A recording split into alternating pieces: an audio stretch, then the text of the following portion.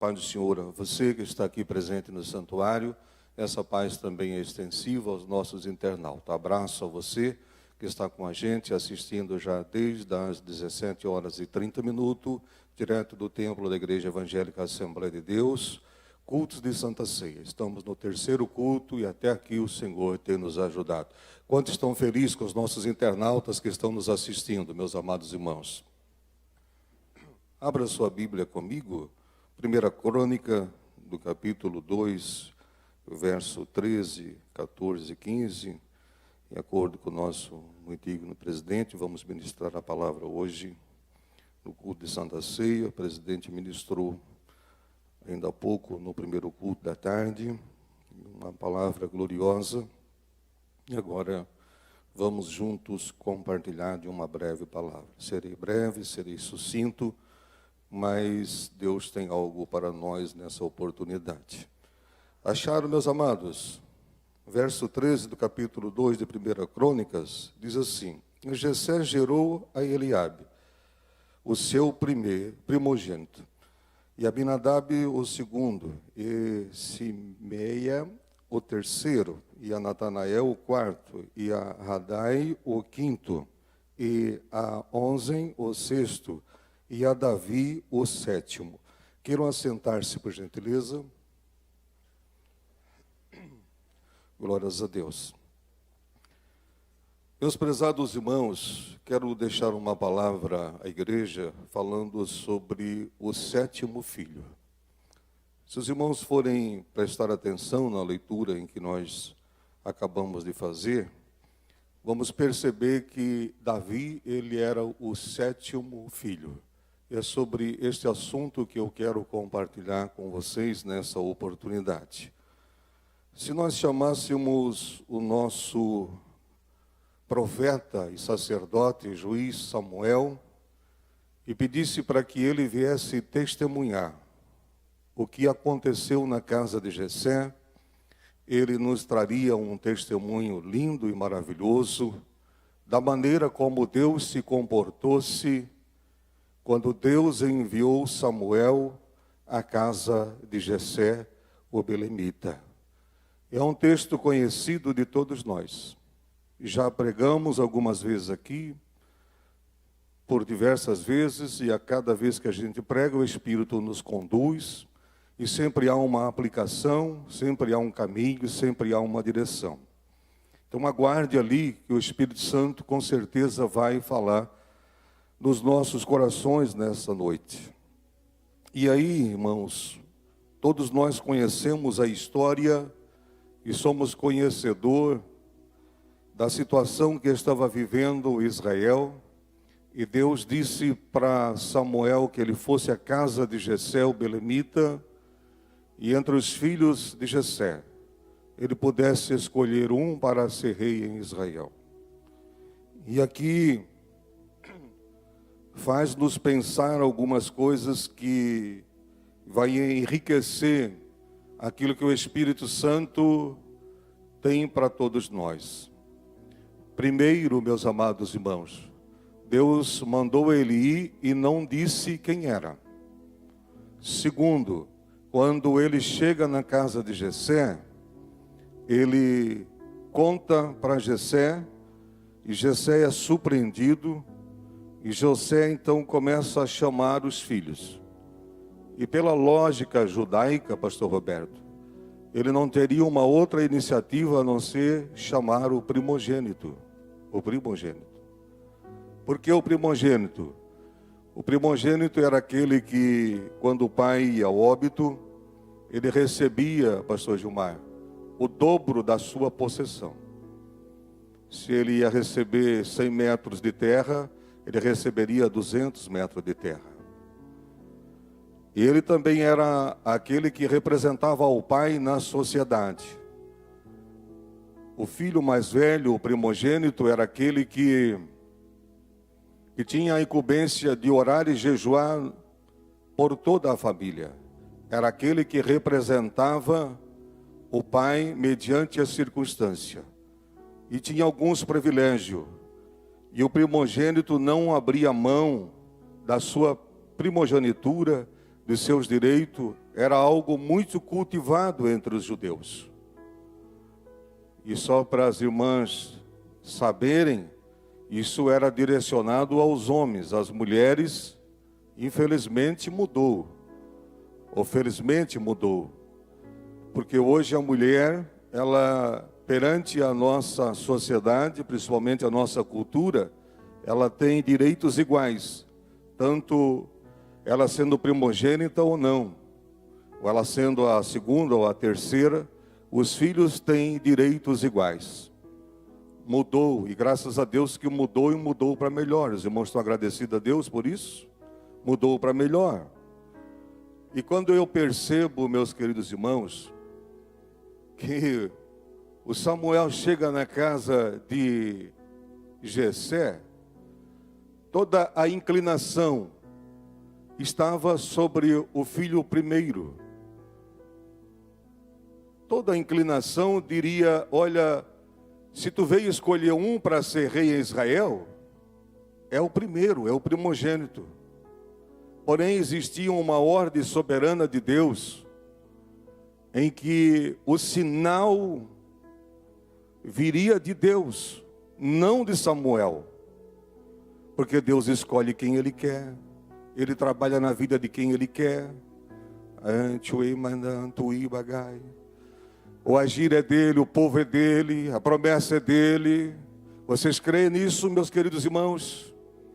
E aí vem comigo para você entender. Samuel iria nos contando esse testemunho. E eu passei o filho de número 1, e não era. Está aqui no texto o nome deles. Passei também o filho de número 2 e também não era. E chegou o filho de número 6, pastor Evoí, e também não era. Aí o Samuel faz aquela pergunta tradicional e conhecida: acabaram-se os mancebos? Ele disse: não, tem um que está lá no campo. E aqui eu abro uma outra informação aos senhores. E eu quero que você me compreenda a aplicação que o Espírito Santo está nos dando para essa noite. Que explicação, pastor? Ele não era o primogênito, então ele não era nem o primeiro, nem o segundo, nem o terceiro, nem o quarto, nem o quinto, nem o sexto. Ele era o 7º filho. Ele era o último da fila. Você já está compreendendo o que o Espírito Santo vai nos dar, né? Ele era o último da fila. Se tivesse uma fila indiana aqui, ele seria o último lá atrás. Louvado seja o nome do Senhor. E por que ele não estava cuidando do rebanho próximo da casa? Porque o rebanho próximo da casa, o mercado, a maneira de sobrevivência, entre outras, o leite e o queijo, eles vendiam ovelhas. E o mercado de ovelha era muito exigente. Se a ovelha não fosse branca, pura, ela não tinha o valor ideal de mercado. Ela precisava ser uma ovelha pura e branca. Mas todo criador de ovelha sabe que é inevitável na mistura da reprodução, vem no meio as de cores diferentes, as malhadas. E o que o anfitrião, o patriarca da casa faz? Ele separa o rebanho, ele deixa as ovelhas brancas, pura, que tem valor aos olhos dos compradores, dos mercadores, e leva as ovelhas escuras e malhadas para longe da casa, em um lugar escondido, para que os compradores não consigam visualizar essas ovelhas, para que as ovelhas brancas, de pele e de lã branca, elas não percam o seu devido valor. Eles têm esse cuidado. E aonde é que estava Davi quando Samuel faz a pergunta, Jonas, dizendo: acabaram-se o mancebo? Ele disse: eu tenho o caçula, o 7º filho. Ele está lá escondido, cuidando das ovelhas vermelha, preta, malhada. Mas por que ele está lá? Porque ele é o menor. Ele é o nosso mandalete. Os primogênitos e aqueles que nasceram primeiro dele têm privilégio. E ele é aquele que fica lá escondido cuidando das ovelhas. Você pode estar escondido dos homens, mas de Deus você não está escondido. Você pode estar esquecido dos homens, mas de Deus você jamais estará esquecido. Vem com a gente que o Espírito Santo tem algo breve e sucinto para nós. Aleluia. Glória seja dado àquele que vive e reina para sempre. Meus prezados irmãos, eu me recordo, porque eu sou numa casa de 5 irmãos. E eu me recordo, Obadias, em que quando começou a surgir essas geladeiras de frango assado. Lembram delas? Hoje é comum isso, né, Kelly? Falecido meu pai passava e comprava um frango. E era gostoso comer esse frango. Mais uma Coca-Cola e um outro refrigerante. E levava para casa. E eu me recordo que a Cirleia e a Juscelene eram as mais novas. E quando chegava em casa, a minha mãe dizia assim: deixa que eu vou repartir. Era a iniciativa da patriarca fazer isso. E ela dava o melhor pedaço para meu pai, digno de honra, o pai, o da casa, merecedor. E ela ia distribuindo. Sobrava coxa para um, ia sobrando a asa. Quem já não comeu uma asinha bem assadinha, com pão d'água para tomar café, que coisa boa. É ou não é bom? É ou não é bom? Por coincidência, hoje eu comprei uma galinha assada para comer, eu e a irmã Eleusa. E eu tive o privilégio de não dividir com ninguém, só com ela. Chegou a sobrar para hoje à noite. Aleluia. É gostoso, não é gostoso? Mas quem aqui já não dividiu um frango? Eu estou citando um frango. Quem aqui já não dividiu? Aí, pastor, sobra para o caçula da casa o pedaço mais inferior do frango. Se sobrar, tu ganha. Se sobrar, tu repete. É ou não é assim? Eu me recordo do meu irmão, a minha mãe fazia bolinho frito. E ela fritava bolinhos de banana. E até hoje eu gosto de bolinho de banana. Quem que não gosta, né, irmãos? Bom para gordura, que é coisa tremenda, né? Para quebrar a gente no colesterol, mas é gostoso. Eu me lembro que meu irmão, eu tinha as minhas travessuras e as minhas artes também, mas eu estou contando um pouco dele agora aqui. Ele colocava um bolinho na boca, Kelly, um outro do lado do prato, um outro na mão e os olhos no prato cheio de bolinho. O Samuel, o Pingo, se ele está me escutando, ele me pega depois. Mas a minha mãe sempre orientava e dizia: meu pai, olha, aqui ó, vamos chupar uma melancia, vamos comer uma melancia, melhor dizendo. E você ganhava uma fatia. Não, se sobrar, tu ganha. Isto era sempre o que a gente fazia com o caçula. Vai lá levantar aquela vassoura, é o caçula que vai. Vai ao mercado, quem é que vai? É o mais novo. É ou não é, gente? É ou não é? Não é assim? Pode haver uma contraditória, mas geralmente é assim. Geralmente é assim. Eu me lembro da minha irmã Cirleia, ela dizia: mais uma vez, é eu de novo? É eu de novo? Então, o caçula, chamado Davi, estava lá no campo, cuidando da ovelha, em um lugar escondido, das ovelhas que não tinham o mesmo valor, que tinha as ovelhas que os seus irmãos cuidavam próximo da casa, que era a vitrine. Ai, Deus, na sua soberania, precisa de um rei para Israel? Ai, por isso que eu amo a Deus. Ele confunde as coisas.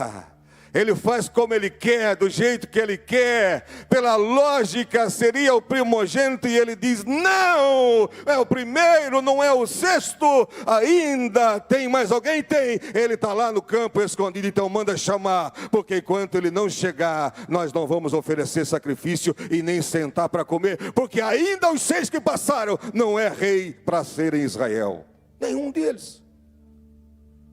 Os irmãos compreenderam o que o Espírito Santo está querendo dizer? É tão profundo isso, irmãos, eu preciso já ir fechando, que o pastor Roberto, eu sou o primogênito e tem uma promessa dessa, de ser rei em Israel, né, irmão Gilmar? Eu vou olhar para o pastor Gilmar, eu vou olhar para o primeiro, eu vou dizer assim, que ele morra, que tem um acidente de carro aí. Me queiram bem, mas é o Espírito Santo nos dando aqui alguma coisa. O problema é o seguinte, que além de orar ou desejar a morte do primeiro, tinha que pedir para morrer o segundo, o terceiro, o quarto. Aí como é que você ia depois se reunir em família? Como é que você deseja a morte do teu irmão para tomar alguma coisa que você deseja, não sendo a hora e nem o momento de Deus, e depois você vem para o culto, para participar de um culto desse de Santa Ceia?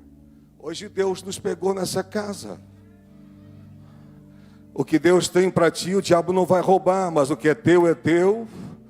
Aleluia. Agora, a escolha para ocasiões específicas, Deus pode inverter as ordens. Ele pode não escolher o primeiro, nem o segundo, nem o terceiro, nem o quarto, nem o quinto, nem o sexto. Ele pode escolher o sétimo, aquele que está lá escondido, mas aos olhos de Deus está nu e patente. Deus estava vendo Davi. Pastor, o que você quer dizer com isso? Lá em Isaías, louvado seja o nome do Senhor, 49:15, e com isso eu vou fechando aqui. O povo de Israel, chorosinho, eles diziam assim, Deus nos abandonou, olha, Deus não faz mais nada por nós, Deus esqueceu de nós. É que eles eram bem malandrinhos, eles se esqueceram de Deus, viraram as costas para Deus, viraram pecar. Aí Deus disse, eu vou deixar vocês andar sozinhos até vocês se lembrar de mim. Quando vocês se lembrar de mim, eu vou estar aqui, de braços abertos para receber vocês, para perdoar os vossos pecados, para encher vocês das minhas promessas e de bênção. O que eu tenho para vocês, ninguém vai roubar, nação nenhuma vai roubar, é promessa minha para o meu povo, e eu cumpro com a minha promessa. Aí eles estavam chorosinho aqui no verso 15, o Senhor levanta a voz e diz, pode uma mulher, aleluia, Davi estava lá escondido, os 6 passaram, Deus achou lá, aleluia, porque Deus queria ele. Quando Deus quer, está acima do meu querer, está acima do meu poder humano, está acima do meu gosto, se eu concordo ou não concordo. Se Deus quer, Ele faz. Você está entendendo os mistérios de Deus sendo desvendados entre nós aqui nesta noite? Aleluia. Deus levanta a voz, gente. Olha só, meninos, companheiros, amados da orquestra, e os irmãos que estão nos assistindo e aqueles que estão na galeria.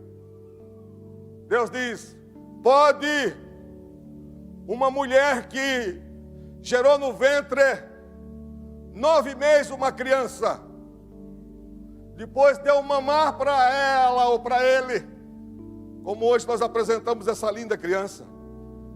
Como que a tua esposa vai esquecer dessa criança?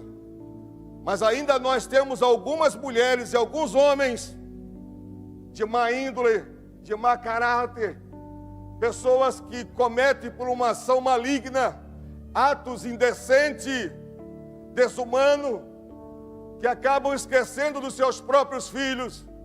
Mas o Senhor levanta a sua voz e Ele diz: eu não sou igual aos homens, eu não sou igual às mulheres. Me queiram bem, senhoras, é uma aplicação. O Senhor diz: todavia eu, o Senhor, não esquecerei da igreja de Criciúma. Eu estou convosco nesta noite.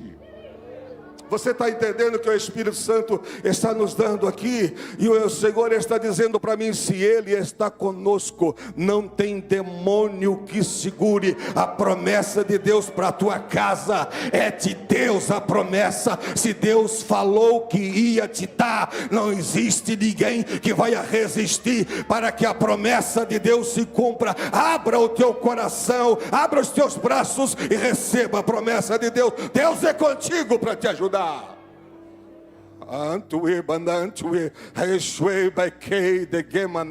Pastor, eu estou na cova do leão. Você pode estar na cova do leão, mas Deus desce contigo lá na cova do leão. O leão não te toca, não te morde. E quando você sai da cova, você sai cantando e dizendo: só o Senhor é Deus em Criciúma, porque Ele entrou comigo na cova.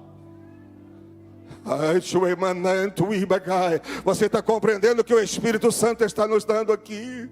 Ah, pastor, eu estou numa fornalha ardente. Jogaram 3 e de repente eles olham, tinham outro lá dentro da fornalha, semelhante ao Filho do Homem, andando de um lado para outro, queima as cordas, queima as amarras, e eles não são queimados. Quem era esse terceiro? Era o meu e o teu Jesus, que desceu na fornalha. Ele não esquece de ti. Você pode estar na fornalha, mas Ele entra contigo na fornalha e você passa por ela.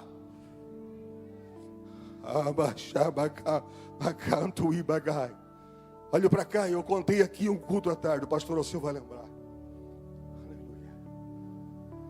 No ano de 97, eu acho que eu estava dirigindo no Metropol. E eu geralmente levava os meus filhos quando ia para a igreja. E quando era reunião de departamento, eu deixava em casa. E aquele dia eu levei. Não sei se o Israel vai lembrar, porque esse aqui é sobrinho. Eles são da mesma idade. Nasceram próximo um do outro. E eu e a Eleusa atendemos todo mundo.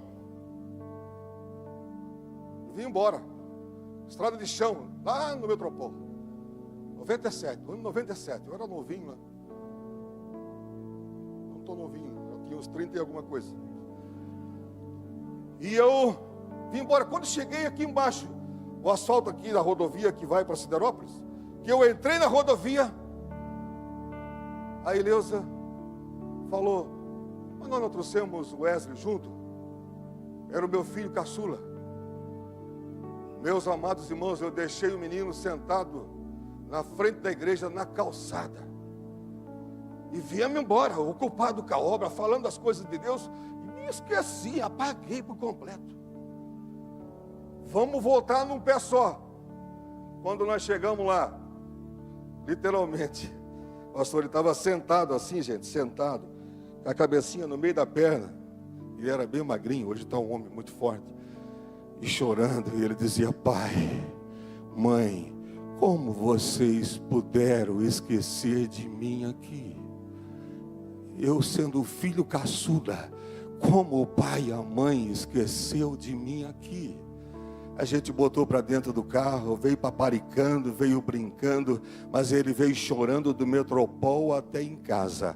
E depois contou para o mano dele, foi contando para os outros, porque ele não se conformava de ser esquecido pelos pais. Eu sou falho e esqueci, e nós podemos ser falhos, botando no plural aqui, mas Deus, Ele não esquece de você. Por gentileza, de pé, meus queridos irmãos. Deus não esquece de você. Olha para cá um pouquinho. Aí eu estou olhando aqui, ó, e eu para ver lá atrás daquela coluna lá, ó, eu para ver o Flávio lá atrás, que Flávio, eu preciso, se eu ficar aqui, ó, atrás aqui, ó, eu não consigo ver o Flávio lá atrás. Eu não consigo ver o Flávio. Aí eu venho vindo para cá, eu olho, ô Flávio, está lá o Flávio. Eu consigo ver. Aí nós humanos somos limitados. Nós às vezes não conseguimos enxergar tudo, ver tudo, valorizar tudo. Mas Deus está dizendo assim, eu vejo tudo. Não tem coluna que impeça. Eu conheço a tua oração, eu conheço a tua lealdade, eu conheço os teus princípios, eu conheço o teu caráter, eu conheço a tua dedicação na contribuição com os dízimos, eu conheço a tua contribuição na missão, na intercessão. Tu tens lutado em prol do Evangelho, eu tenho me manifestado e você tem chorado aos cantos dizendo até quando? Eu preciso de um emprego melhor, eu preciso ser abençoado, eu preciso que a minha parentela. O Espírito Santo está dizendo, eu não esqueci de você, eu estou aqui e quero te dar uma notícia boa, revelador, que o Espírito Santo me deu nesta tarde. Os céus estão abertos e esse teto se rompeu e o Espírito Santo desceu aqui e ele caminha no nosso meio, e ele, ao ir caminhando, ele vai quebrando as correntes, vai desmanchando os nós. Não tem demônio, não tem inveja, não tem discórdia que vai impedir o que Deus tem para ti. É tua a vitória, a promessa é tua, o Senhor é contigo para te ajudar, diz o Senhor dos Exércitos para a igreja.